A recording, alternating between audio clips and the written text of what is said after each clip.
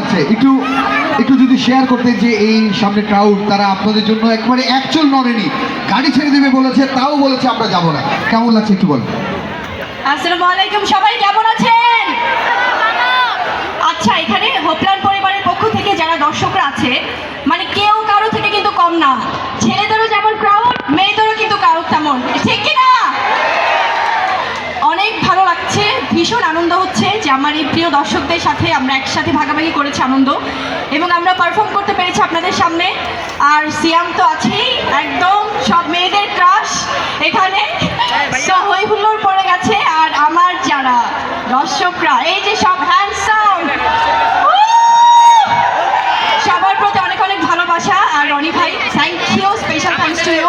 আপনাকে এতদিন পরে দেখতে পেয়ে, এতদিন পরে আমাদের মাঝে আমরা পেয়েছি। আপনি অসুস্থ ছিলেন, সুস্থভাবে আমাদের মাঝে যাবার খুবই ভালো লাগছে ভাইয়া, সবসময় ভালো থাকুন। Thank you so much everyone. Okay, just Siam ভাই একটু যদি বলেন ক্রাউডকে কেমন লাগছে এখানে এসে। হোপলান পরিবারের সবাইকে প্রথমে আমার আসসালামু আলাইকুম। আপনাদের সবার মাঝে উপস্থিত হতে পেরে অনেক ভালো লাগছে। তার কারণ হচ্ছে আপনাদের যে এনার্জি, এইরকম এনার্জি অনেক জায়গায়। Thank you. অ্যান্ড হোপলান ফ্যামিলি সবার জন্য অনেক অনেক দোয়া থাকবে, ইনশাল্লাহ সামনেও দেখা হবে। থ্যাংক ইউ সো মাচ, আসসালামু আলাইকুম। ওকে, তারা অক্লান্ত পরিশ্রম করেছেন আপনাদেরকে আনন্দ দেবার জন্য। একটা জোরে তালি হয়ে যাক। ওকে, আমরা একটা ছবি নেবো এদিক থেকে, তারপর ক্রাউডের সাথে জাস্ট একটা ছবি।